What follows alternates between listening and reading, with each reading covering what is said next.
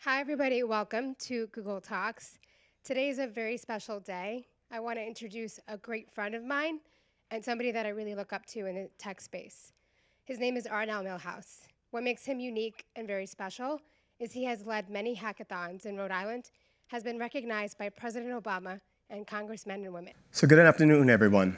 Again, my name is Arnell Milhouse, and it's an interesting story and an interesting journey that we're embarking upon. And today we're going to be talking about rebooting emerging domestic markets. This concept was first spoken about 3 or 4 decades ago by a Harvard University professor who talked about taking urban centers and taking the underserved workers in those communities, training them, giving them the right technical skills or labor skills that they needed to integrate into society here in America. Wrote a really great book about it, but the concept never really took off. And throughout my life, as I grew up in the story that we're about to share, I always thought about how can we really make this happen? How can we take it from the page and put it on the stage, as they often say in Broadway, right? From the page to the stage.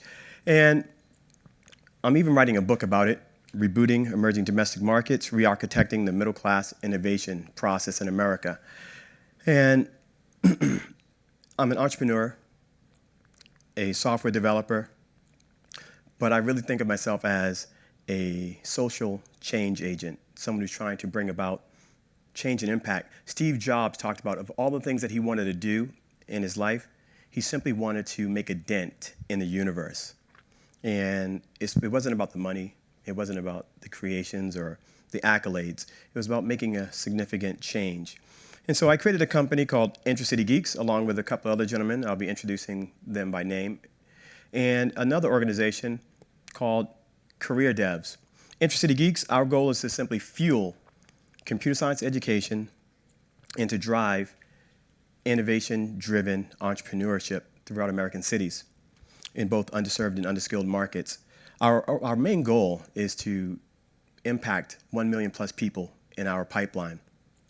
The other organization is called Career Devs, and Career Devs is launching rigorous computer science academies along with innovation-driven entrepreneurial incubators.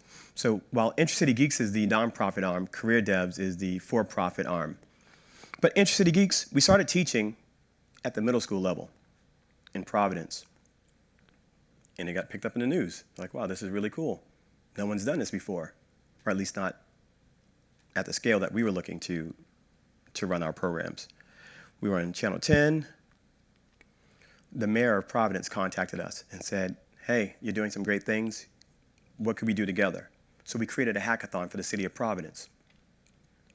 And not just any hackathon, but we were also recognized by President Obama for our work. It was on the White House website, August 4th, 2015.